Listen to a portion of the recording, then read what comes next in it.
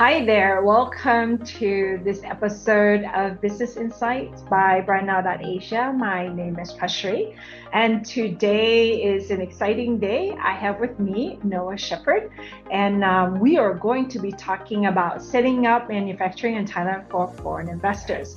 Before diving into the topic, I'd like to do a short introduction. So, Noah is the Indo-Pacific manufacturing expert. He helps manufacture with market entry, change management, digital transformation, and optimizing manufacturing operations. In his last role, where he served as a regional director at Stanley Black & Decker as Advanced Manufacturing Transformation Asia, where he spent the last, I believe, over a decade.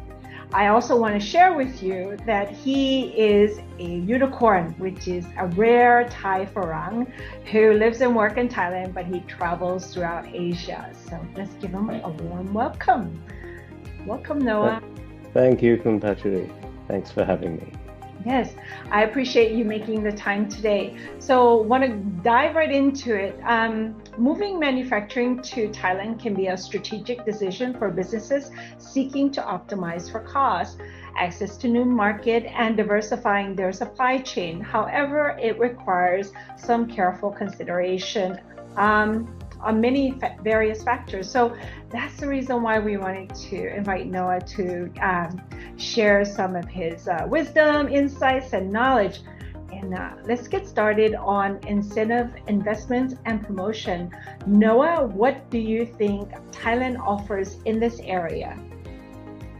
Well, Thailand set up the Board of Investment in the 1960s to encourage foreign investment into the country. And the idea was to bring initially manufacturing into some of the less wealthy parts of the country.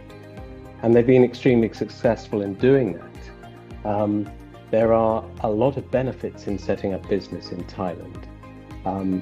They can range from, at the most, you can get 13 years of tax-free holidays. Now, that would be if you put, for example, manufacturing into a remote province in Thailand.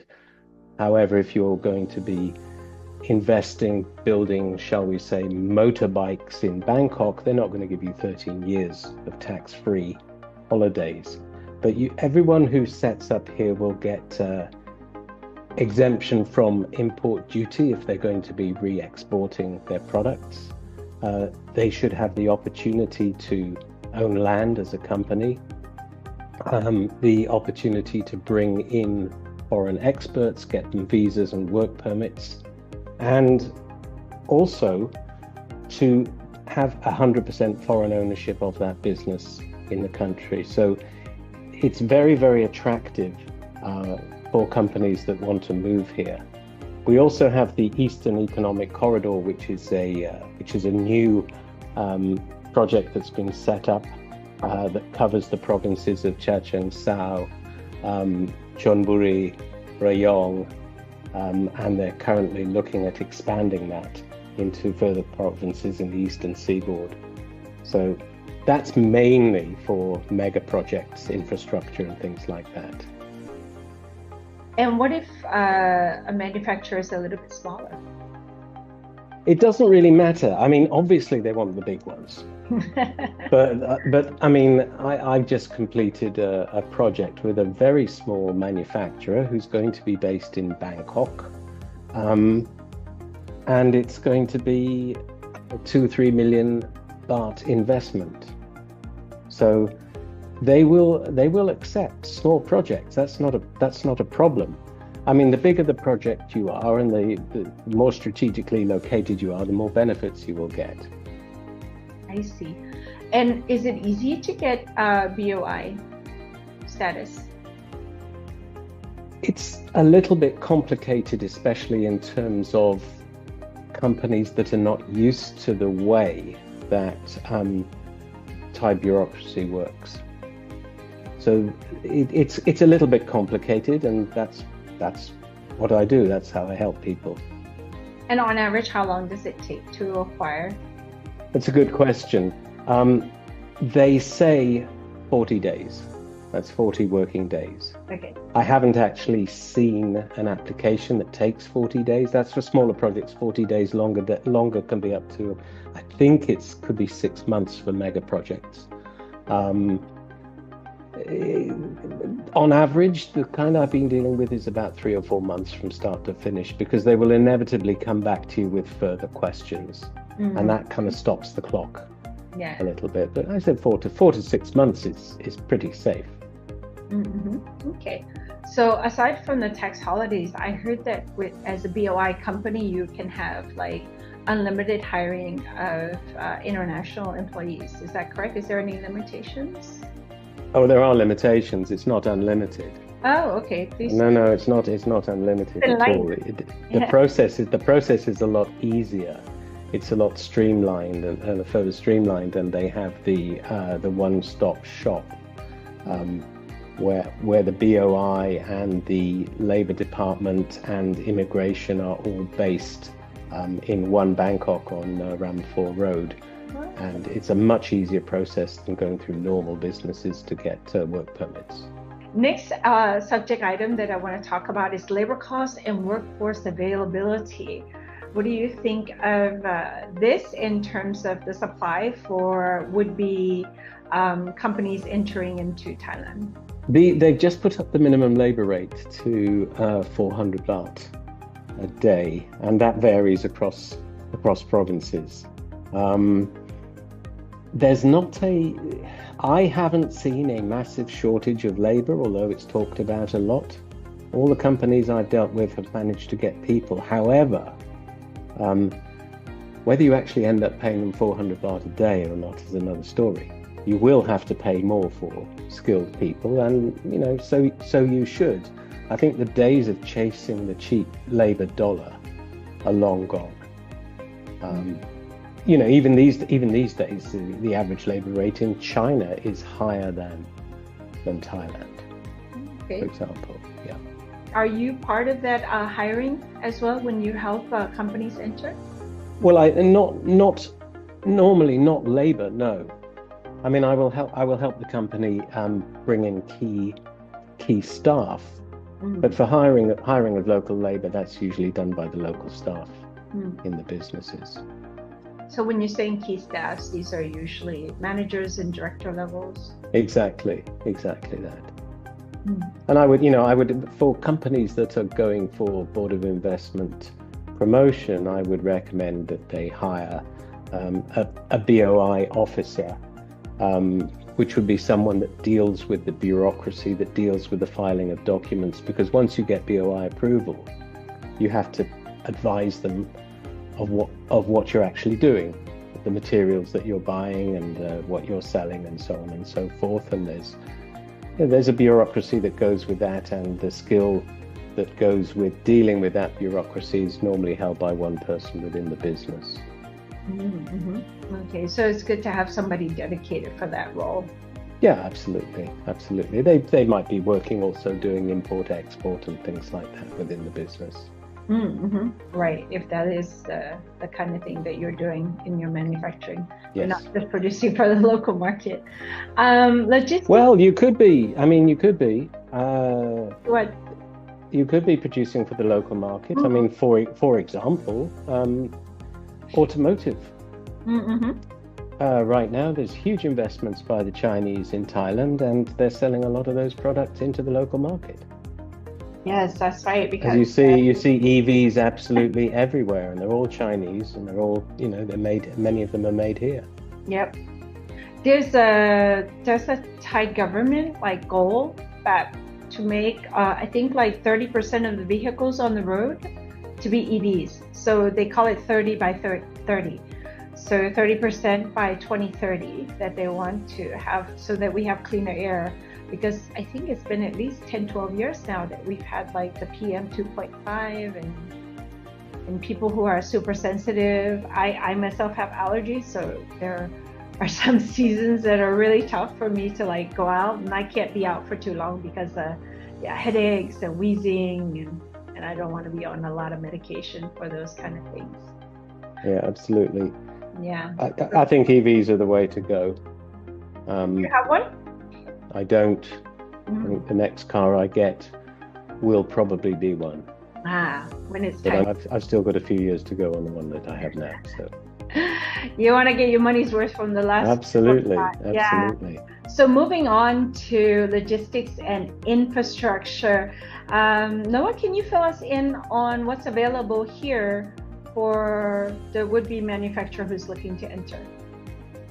Well, in terms of infrastructure, Thailand is probably about as good as it gets, or it will be as good as it gets once they put in the rail from Bangkok down to the eastern seaboard. The motorway system is excellent down into the eastern seaboard. There are 2 parallel motorways running from Bangkok down to Rayong, Chonburi. The port at Lem Chabang is huge.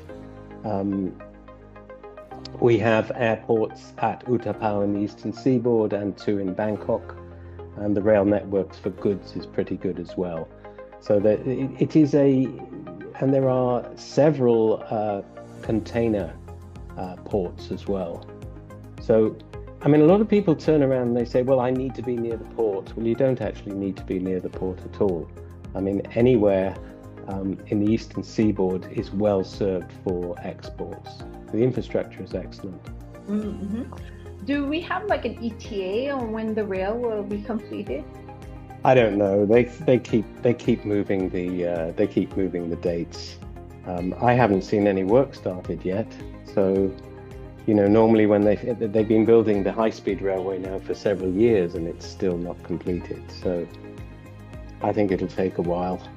Maybe they'll surprise us. Yeah. Sometimes it's a little bit like that. All right.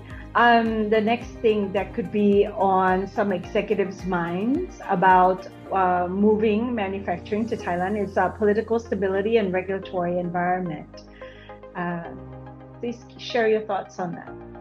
Well, this actually came up with one of my clients only last week when they were looking at where they wanted to put a distribution center in Southeast Asia, and one of the board members said, well, you know, we're worried about the political stability in Thailand. My response, and it's been the same response for as long as I can remember, is that whatever goes on in politics in Thailand never affects business and never affects manufacturing at all. And there's no evidence of that ever happening. So it's not really anything to be worried about.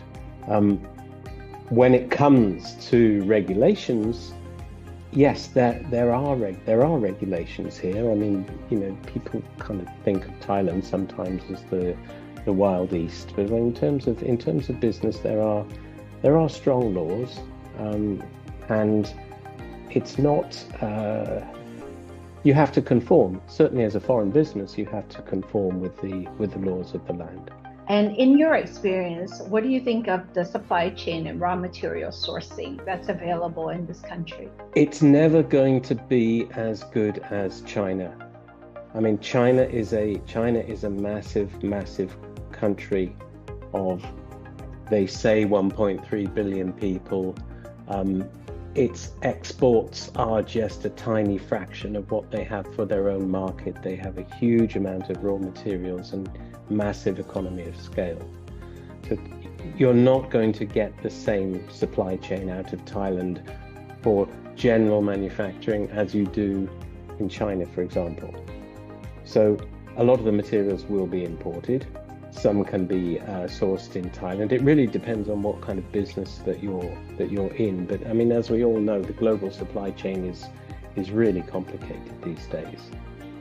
So you can get everything here, but some will come from overseas. Have you ever encountered anything that you weren't able to get for any of your clients? No, everything's you can get everything. I mean, it's just that it might not be made here, that's all. But usually you'll be able to find it around Asia? Oh, absolutely. I mean things like steel, for example. I mean, that's China, South Korea, Taiwan. They specialize in steel, for example. So Thailand really lost its steel industry some time ago. So most of that stuff is imported, but then again, things like aluminium, for example, there's quite a lot of that produced here, certainly in processed aluminium. So Okay. you can get everything you need. It's never been a barrier to doing business or manufacturing. How about the environmental regulation and sustainability? They're actually quite tough. I mean, certainly if you go onto an industrial estate, the rules will be seriously enforced. And they will be enforced if you're on an industrial estate that's managed by the Industrial Estates Authority of Thailand. Yes, very tough rules. If you go outside an industrial estate, you will then fall under the local authority and the district authority. The way that they view the rules can be slightly different, can in many ways be tougher. But yeah, there's lots of laws. You do have to comply. You have to comply with waste management. You have to comply with water. And when you make a BOI application, part of that application is how you are going to be managing your waste and what byproducts you're going to be producing and how you plan to deal with them. Okay, so there's like accountability for what you do here. That's great. Absolutely. You can't put up a smokestack and put nasty chemicals into the environment and all that kind of stuff. Absolutely not. Now, that's not to say that some people aren't getting away with it. We hear these stories all the time. But as a foreign investment company, you really shouldn't be thinking like that anyway. Yeah. You want to be doing the right thing. Especially with the rules that are coming up in 2030 for the EU around ESG, right? And then Absolutely. The auditing will get more stringent. Absolutely. We're seeing more and more and more of that. Okay. Yeah.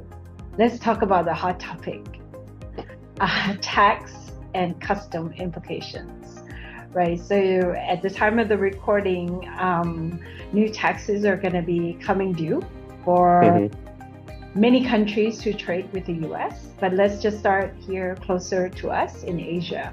What about the tax and custom implications before we start talking about North America?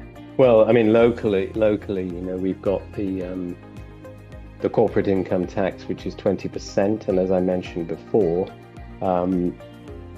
depending on where you are and the type of business that you're in, you can get a tax holiday of up to 13 years that you would not be paying tax for. Now, anyone investing in a business and doing a startup, they're not going to be making profits from year one, maybe not even year two. Yeah. So, if you get a 3-5 year holiday, that's going to be really worth 1 or 3 years to you in real terms.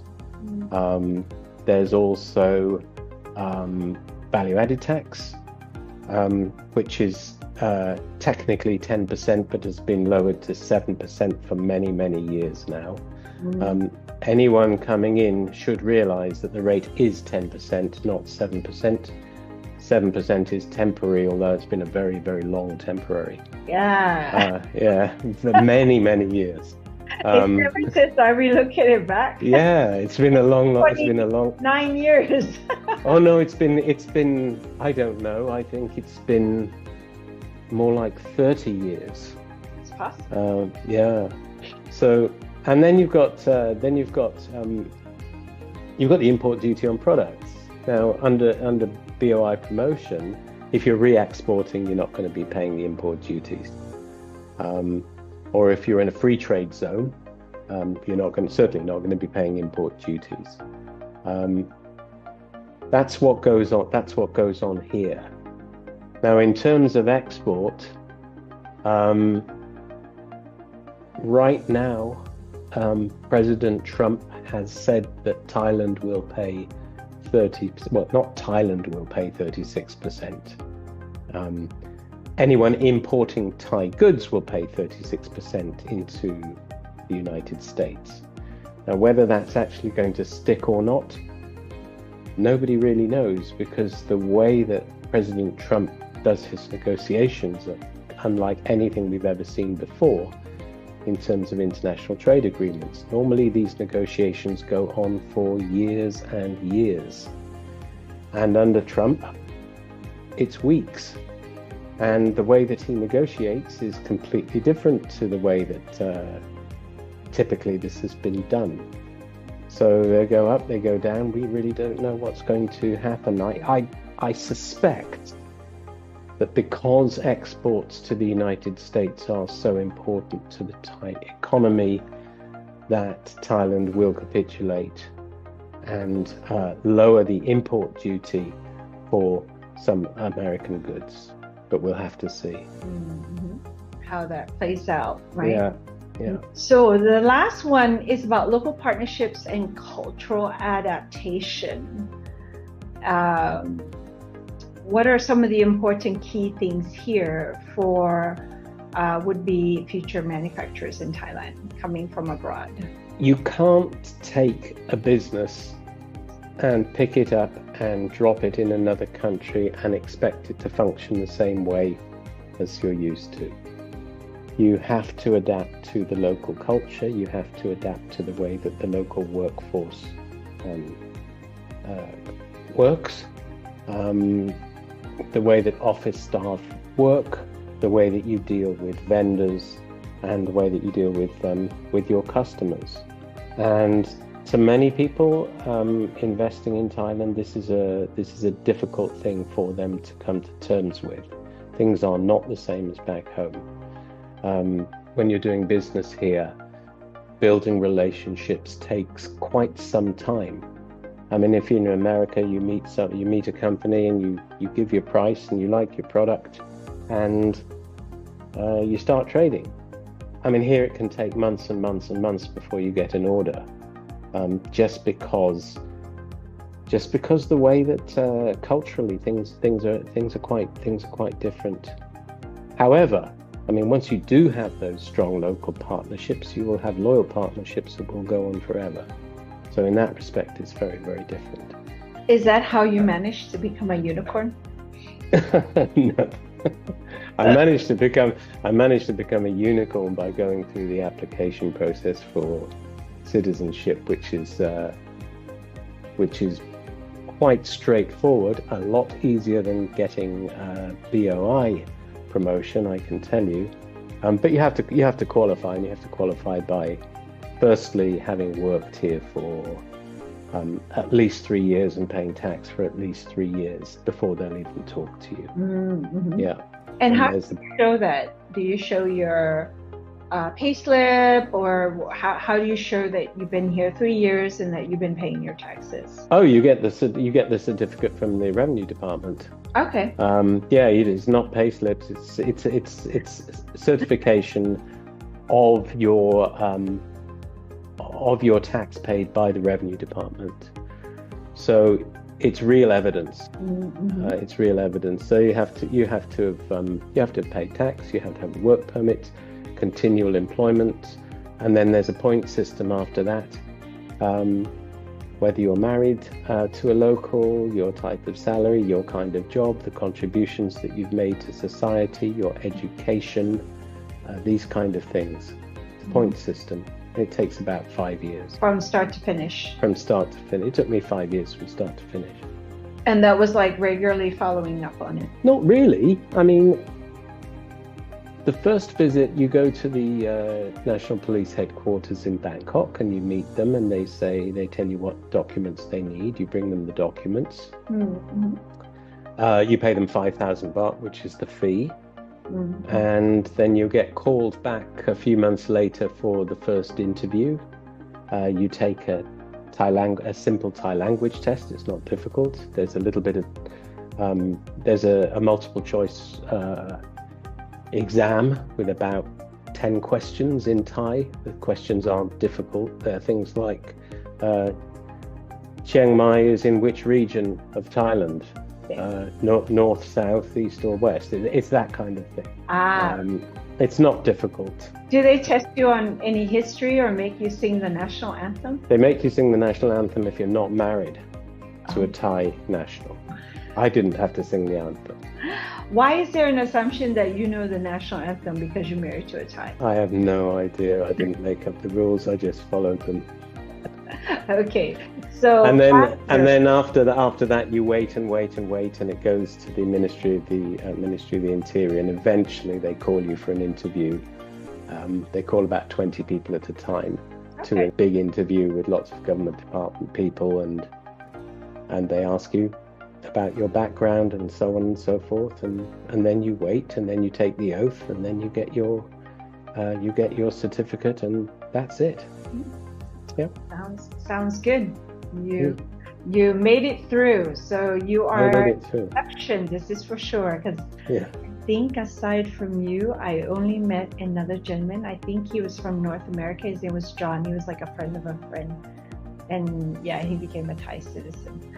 So thank you again for your time today. And after this video, if anyone wants to reach out to Noah to get to know more about him and the kind of support and services that he provides, feel free to reach out. My name is Pashri of breadnow.asia.